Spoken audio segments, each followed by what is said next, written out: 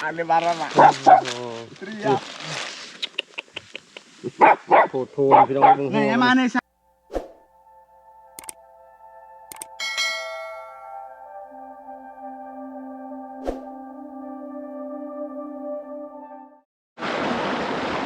สบายดีพี่น้องสวัสดีตอนเช้าตอนช่วยแล้วตอนนี้นะ11 โมงตอนนี้ก็เข้าป่าหาอยู่หากินที่เก่าพี่น้องไปกัน3 คนมีบ่อพางแล้วก็นายทานแลนเป็นเอาน้องมาไปหาแลนพร้อมมื้อนี้บรรยากาศดีเลยมื้อนี้ตอนแรกฝนตกมาจากแดดแห้งเลยเด็กน้อยเอาปลา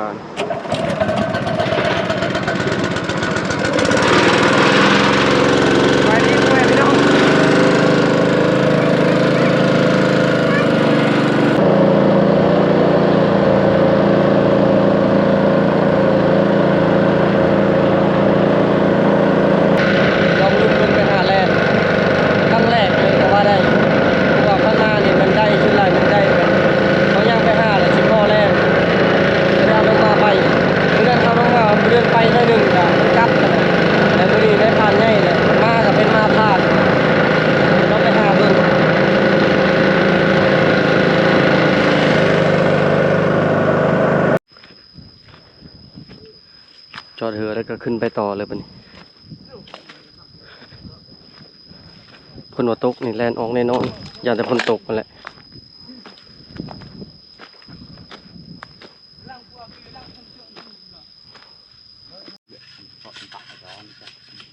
ขึ้นมาหอดบ่ยังไปก่อนน้องมาตัวเดียวนี่เก่งนะชลามาเมนี่เก่งก็มาพูเอามาเด้อไปก่อน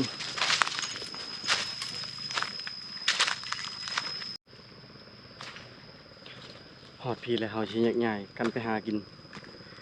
บ่พางไปกันในพานชนบ่เฮียงนะไปคนเดียวไปน้ำกันเหม็นยาก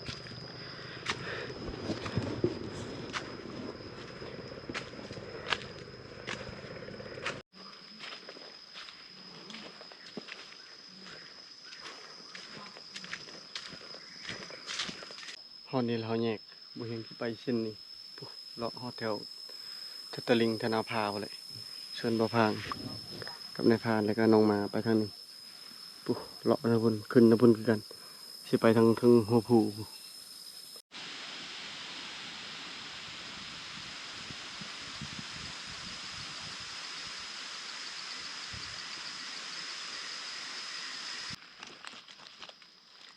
น่าจะมีกระหอกกินเช้านี้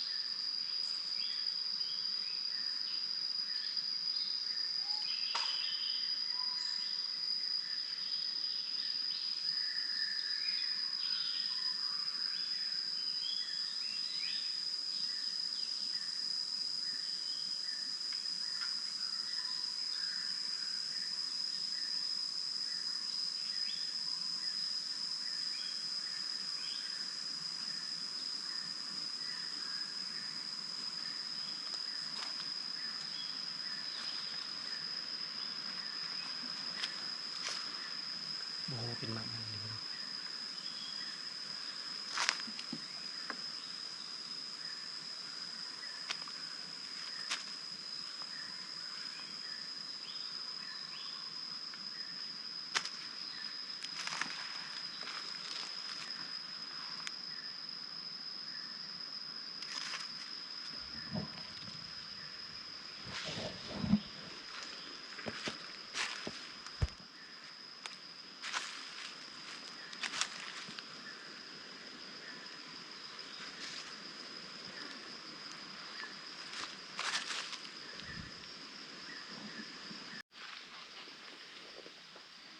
บอกยังมั่นใจว่าเป็นมากยัง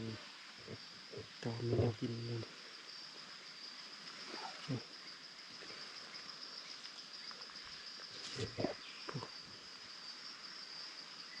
เท่านั้นนี่คุกมัน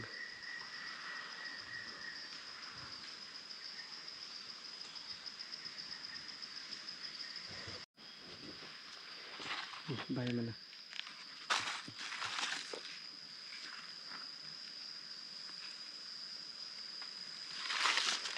แนวกินลายดิแถวลุมน่าจะเป็นกระหอกกับลิง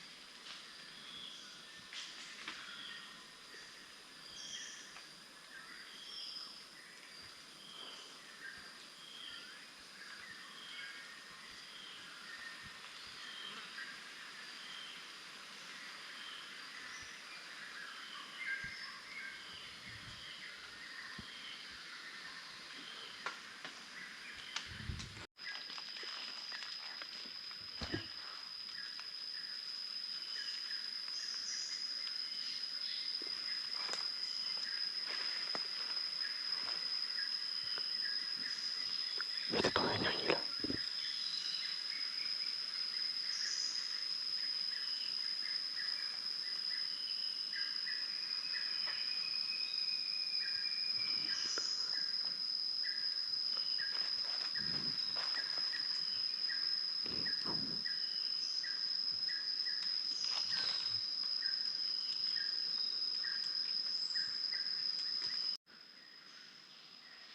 มาเอาแล้ว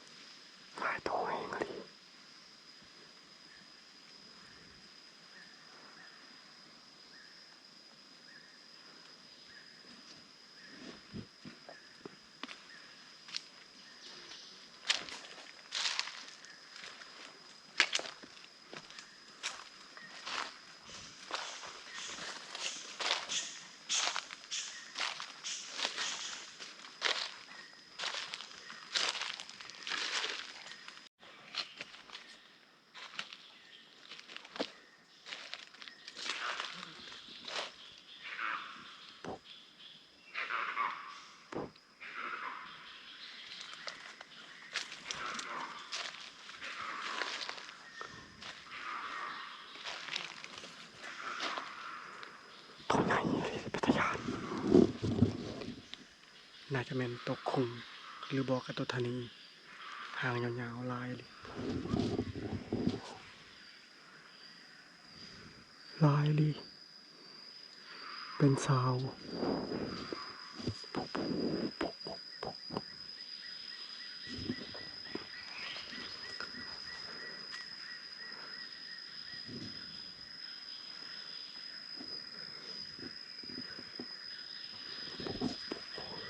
ไปบ่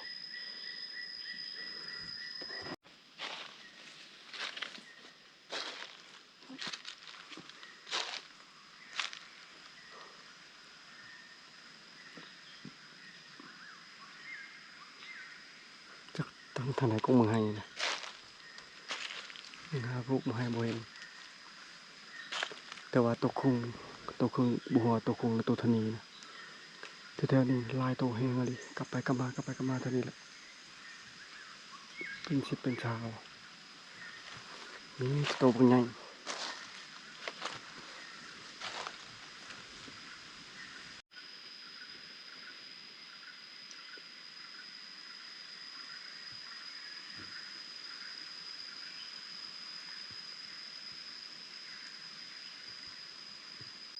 ตอนนี้ยังบ่ได้พอหยังเลยพอแต่พวกนี้แหละอันนี้นะโบแมนลิงตามเบิ้งนี่คันโบแมนตัวคุงก็น่าจะแมนพวกธนีนะตัวดำๆเท่าๆแล้วก็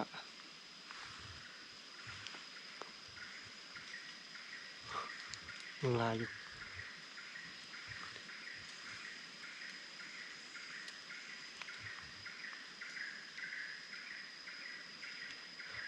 หางยาวหางมันน่ะยาวคือหางกระแดงขาแดงแต่บ่เห็นบ่เคยเห็นปานใดเห็นแบบบ่แจ้งมื้อนี้บ่เห็นก็พยายามถ่ายซูมแต่ว่ากล้องตัวมันซูมได้น่ะมันเพเปิดบ่ขึ้นเปิดขึ้นเปิดบ่ขึ้นแบบนี้นะไปทางนี้เนี่ยไปทางหลังนี่ประมาณ20ไปตัวใหญ่ตัวประมาณ7-8โลก็มีลูกมันก็มีบ่หลายคันมันเป็นสิ่งที่เรากินได้นี่สิ่งที่เราลาได้นี่น่าจะพอเลยเห็นมันนอนนะตอนเบิ่งมาคิดว่าทวิตดีใจแล้วคิดว่าเป็นตัวเห็นมันนอนในงาไม้มาเบิ่งมาส่องเบิ่งโอ้บ่แม่นว่ะก็เลยบ่สนใจน้ำมันพอดียิงนกกระโดกมันก็เลยแตกตื่นนกกระโดกก็บ่ได้ซ้ำเพราะยิงตั้งแล้วบ่ได้ยินเสียงมันก็แตกตื่นแล่นทางนั้นนี้พวกมันก็ตื่นนอนปกติน่ะพวกนี้น่ะเป็นสัตว์หนึ่งที่ฉลาดที่สุดฉลาดกว่าลิงอะนะน้อยนักสิได้เห็นแบบนี้แต่มื้อนี้น่ะโอ้ยแนมทางใดก็เห็นแต่มันวนไปวนมาโตบักใหญ่อะลิโอ้เมื่อยลิเท่านี้ก็ยังอยู่พวกบักนี้บ่ยังเห็นมือก็ย่องไปทางลุมจนจะวิดแล้วคันบ่เห็นนกกระโดกมันก็บ่ได้แตกตื่น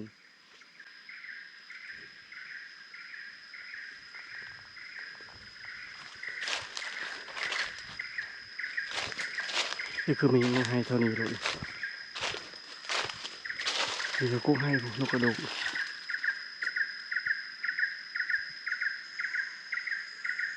เท่านี้ก็2-3กุกกุ้ง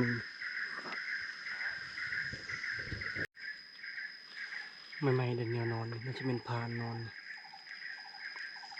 ช่วงฝนตก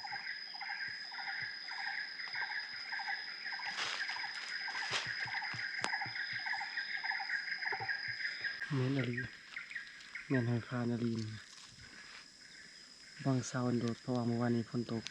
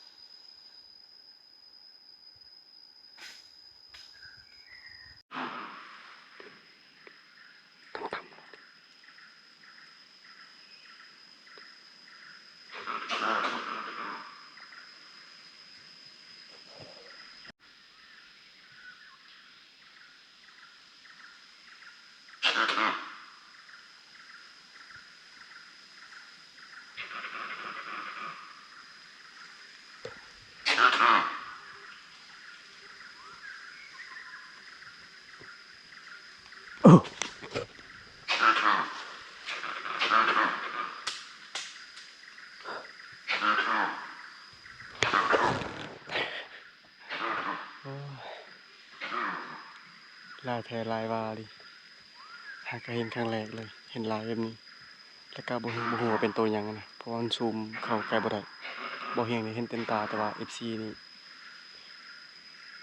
เห็นบ่ละเอียดปานใดนะกล้องที่ซูมได้แล้วมันเท่ดอกคือมันลายแห้งอะดิพี่น้อง10-20ตัวไปทางใดก็เต็มเบิดเลยมื้อนี้นะจนบ่เห็นกระรอกบ่เห็นนกมีแต่ตัวนี้แหละ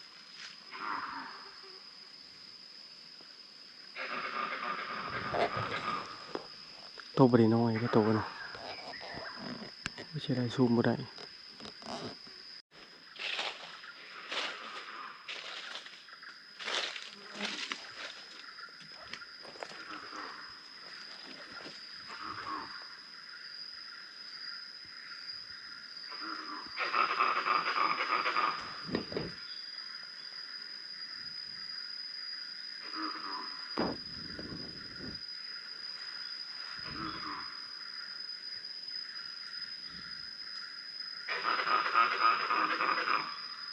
ปัทยาหน่อย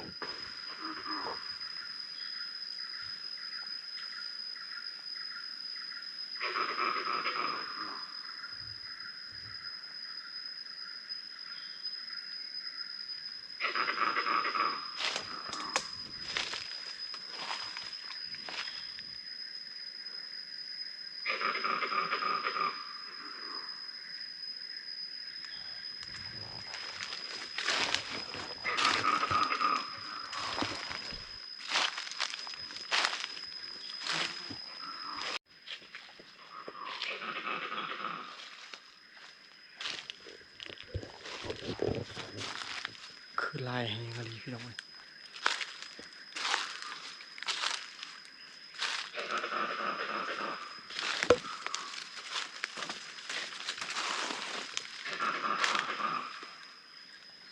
ลายแห้งอะดิ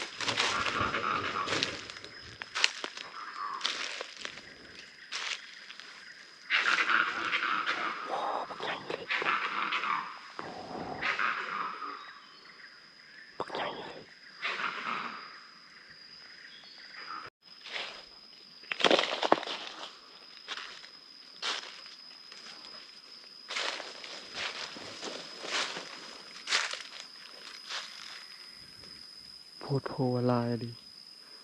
แล้วก็บยานอีกวันนี้ปกติสัตว์พวกนี้ว่าแต่เห็นเฮาหนึ่งแลนไปเลยอันนี้มันแห้งเฮ็ดชัย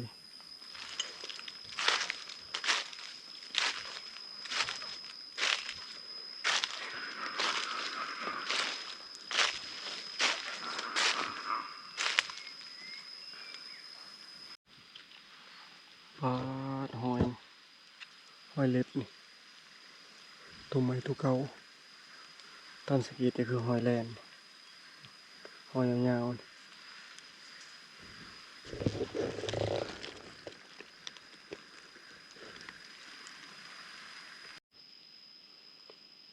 บ่อพางกับในพาน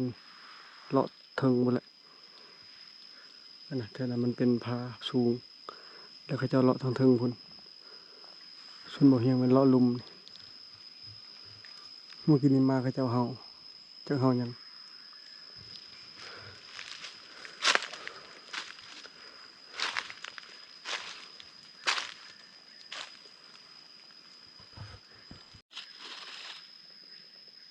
มังไห้ใหญ่เลยนี่มีแนวกินอยู่บ่ทันสุกครับ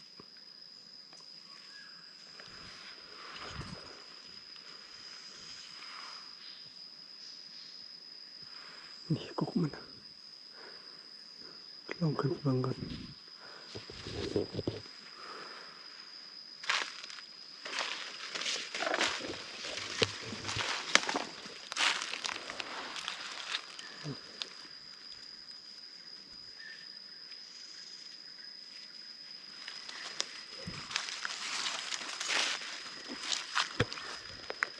มาอันนี้ก็ของกิน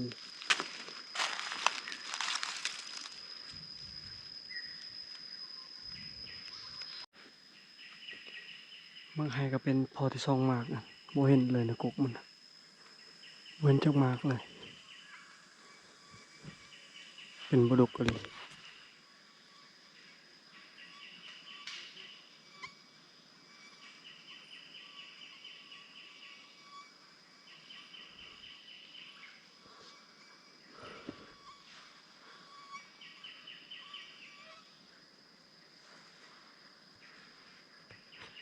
ผ่านไปก่อนบ่มีมักใหม่บ่มีมักไห้ซ้ำอยู่ถึงคิดว่าดกสิอยู่ก่อน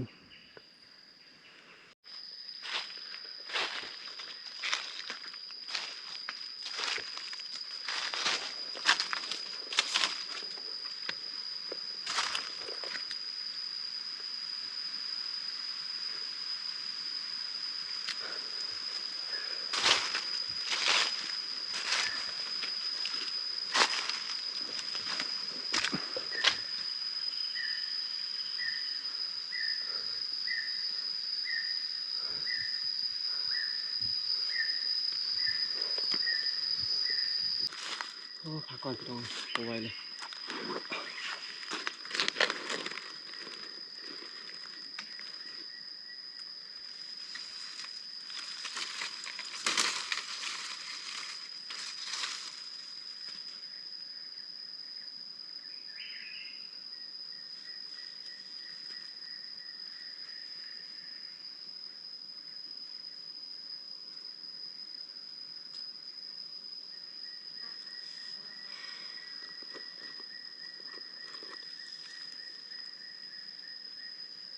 โอ้2:49 นาที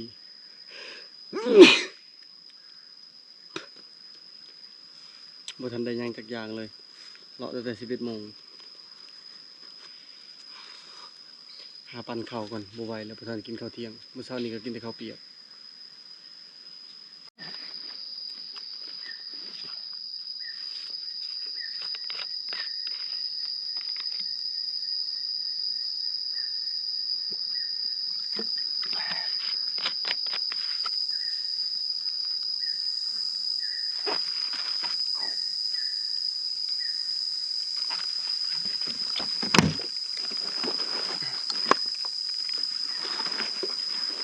ไฟทรายกบแล้วก็เสียมเอา มาครบเลยหอมนี่ข้าวนำแต่ว่ามีแนวกินที่ตัดเอาใบข้าวยอนโอ้เมื่อยดิมาเข้าชานกับบริเอาซ้ำ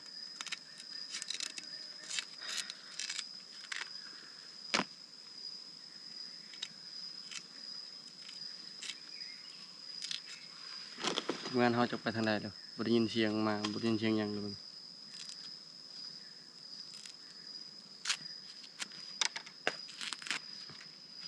กินสารกินไฟดิบเอา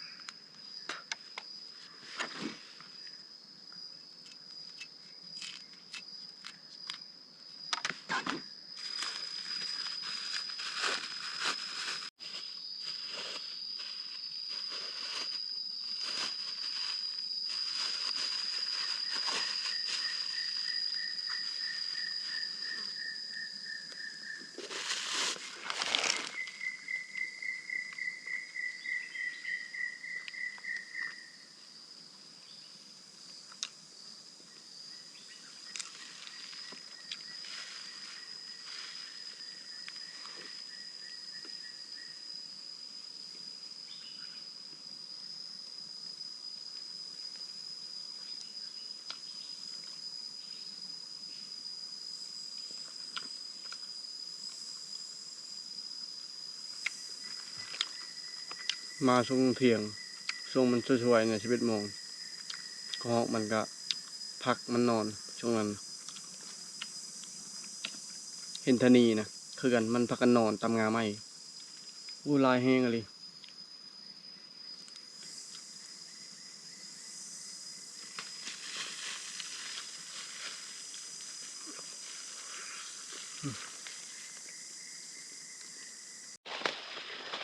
ปั่นกินข้าวหน่อยหนึงแล้วก็ไปต่อกัน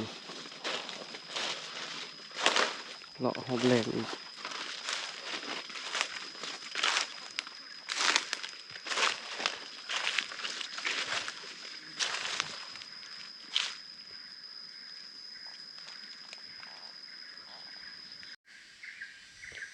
ยอมเลยบัดนี้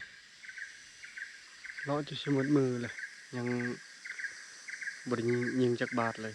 ยิงเป็นนกกระโดงมาเช้านี้บาทเดียวก็บ่ถึกได้ยินอยู่เสียงกระหอกวางลงมาประมาณ2 โตแต่5 โตบ่เห็นแล้วก็นกกระโดงนี่ก็แซวอยู่บ่ยังไปหาพึกกันตามเส้นทางอีกมีมักอย่างฮอดพี่โนพัง สบายดี ได้ยัง หมานอยู่ได้แลน2 ตัว ได้ใช่ พุ่นบนนั้น อยู่เทิงนะ แม่นแล้วก็บนนี้ เออ ได้ซานแต่ตัวหนึงน้อยนะ ซ้ำเลย แม่นตัวหนึงน้อย อื ๆ ม ได้ผ่านเพิ่นกินแล้ว มาแล้วดิ ตัวหนึงนะประมาณ มา 4 เห่า โล เลยนะ ตอนเฮาได้ทมิตประมาณ4 โลปลาย พอ ใหญ่ครับวันนี้ประมาณ2 โล ตัวนี้มาเห่ายังนี่ เงินแรงเนี่ยได้ผ่านเพิ่นไปก่อน คือบ่ไปเบิ่งมาเห่า ดีลืมมันนะลืมเกิบไปเอาเกิบ ลืมใช่ เกิบเพิ่นมันได้แลน อ๋อ เกือบบ่ได้แลนบนนี้ สูง แม่นอยู่สูง ยิงเอา แม่นยิง2 เทื่อยิงจึงตก มาเห่าแลนนาลีได้มาพังให้กันงานแล้วอะแลนอีกแล้วอะตัวที่4แล้วโอ้ยสมมาพาไปอยู่นะไปลุ้นไปหน่อยหรือยัง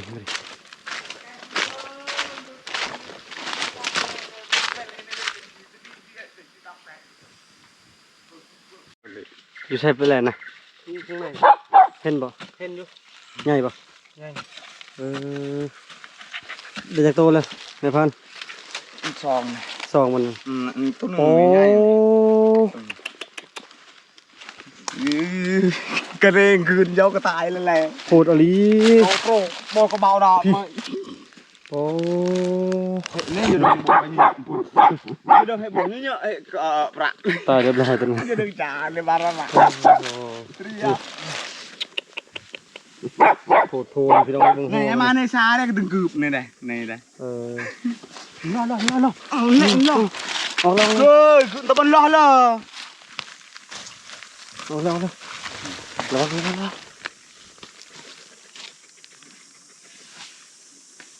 ังเลยเอาขึ้นจับ พบไปเลยกลับเลย ขึ้นจำมาจ้ะโดย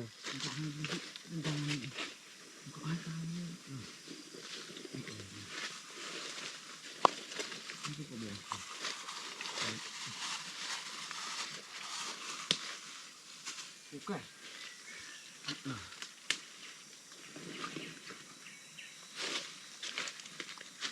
ต้องไปบินเลยจะอันนี้ดิ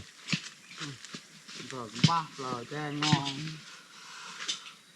Lựa ăn thôi đường thì.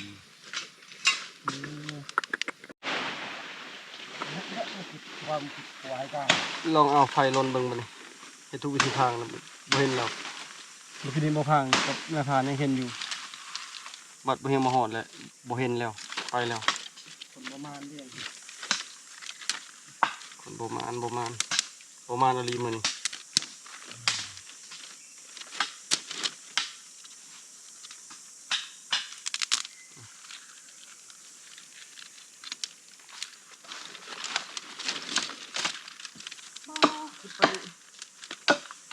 ăn gì là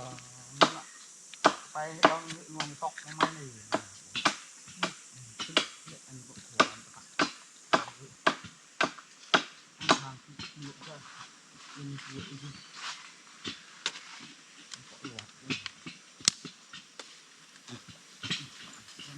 ตังเนาะ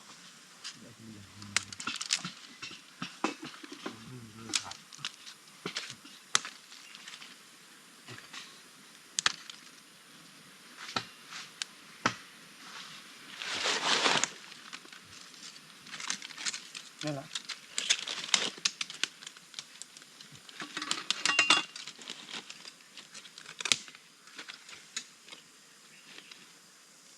เอ็ดแว่นไปนะ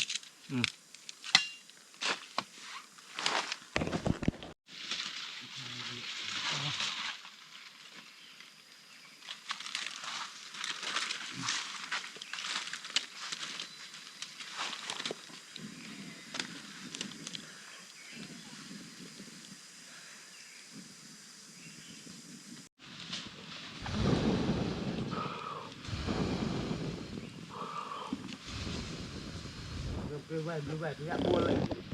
đó cái cọ ควันออกแล้วเท่านั้น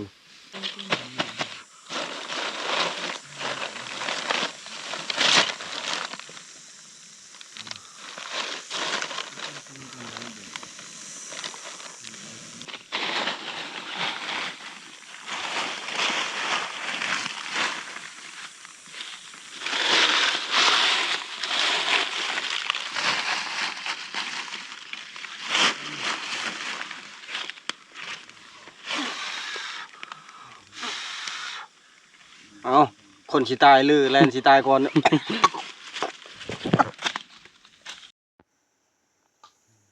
ลมควันเอาพี่น้องใช้ชุดนี้เอา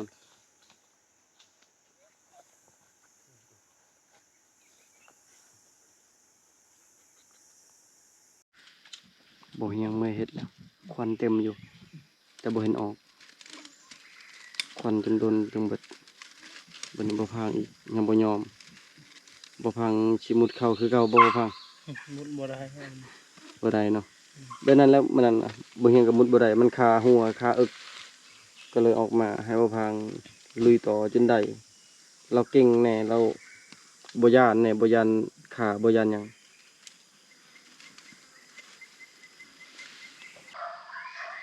ปะให้บ่พังกับนายพรานเอาต่อบ่เฮียงไปดักอยู่พี่นะ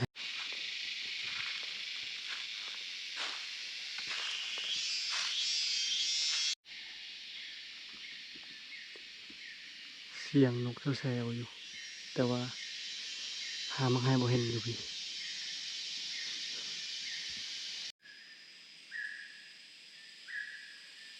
นำเสียงนกจนเมื่อยเลยนะ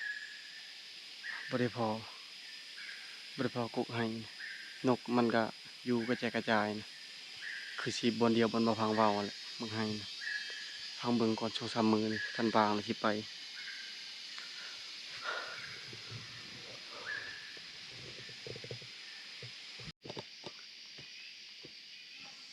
มาในพานเฮาอีกเลยเฮาอีกแล้ว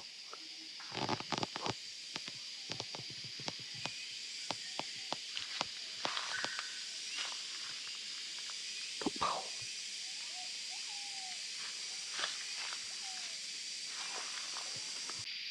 เมื่อยเลาะอะไรพี่น้อยปาดเลาะเกือบบนมือเลยตั้งแต่11 โมงจนตอนนี้5-6 โมงแล้วก็คือบ่ทันได้กินข้าวแบบกินติ่มอิ่มนะกินอาหารมีแต่ปั่นน้อยหนึ่งย่างเมื่อยบ่ได้พอย่างบ่ได้ยิงยังปกติขึ้นมาพูดนี่นะก็บ่ได้หลายแต่ก็พอได้เก็บเมื่ออยู่ตัวหนึ่ง2 ตัวอันนี้บ่มานเลยเสียงกระหอกก็ได้ยินเสียงนกเป่าก็ได้ยินนกก็เห็นอยู่ทีมงานเฮากำลังขึ้นมาพี่ตอนนี้อยู่นำกันแล้วกำลังเดินทางกลับบ้านมันประมาณปันไดบ่เหียงแต่ว่าทีมงานเฮาปันไดแล่นอยู่3 ตัวตัวหนึ่งประมาณ4 โลตัวหนึ่งประมาณ2 โลรวม2 ตัวนี่ประมาณ6 โลแล้วก็ตัวหน่อยบ่เหียงบ่ได้เห็นในกระเป๋าบ่ได้จกเบิ่งแล่นน่ะมันเป็นอันหนึ่งที่บ่เหียงย่านที่สุดก็คือถ่ายแล้วติดเรืออันบ่เป็นปลาติดก็ติดเด้อแล่นกบอึ่งโอ้ยบางโอยบ่เหียงไปจับอึ่งเมืองแล้วนี่คลิปตัวนั้น10,000 ไปวิวนะบ่ได้เงินจักบาทเลยบ่ได้เงินจักกีบพอมันติดเรื่องบ่เฮียงก็เลยเห็นกับบ่ค่อยถ่ายเดี๋ยวนี้แต่หากินนี่อยากได้แต่ว่าได้มาแล้วก็ถ่ายยากโอ้ยพี่น้องเมื่อยดิยะก็บ่เป็นหยังอันนี้มือของนายพรานกับบ่พรานยังบ่เป็นมือของบ่เฮียงเถื่อจะได้ก็พารุ่นมานำอีกพี่น้องพารุ่นมานำมาอีกมื้อนี้ก็ขอจบไว้ส่ำนี้ก่อนพี่น้องกลับบ้านกลับช่องก่อนเพราะว่าชีวิตว่าสิมานอนแต่ว่าเฮาก็เองใส่เวียกงานอยู่บ้านมันยังหลายอย่างที่ยังคาอยู่มันนี่ยังปลูกยังบ่แล้วหน่อยหนึงสำหรับคลิปวิดีโอนี้ขอจบไปเพียงส่ำนี้ก่อนพี่น้องขอบใจพ่อแม่พี่น้องทุกคนที่เป็นกำลังแห่งใจให้บ่เฮียงถ้าปฏิดตามในพี่หน้าพี่น้องขอบใจบาย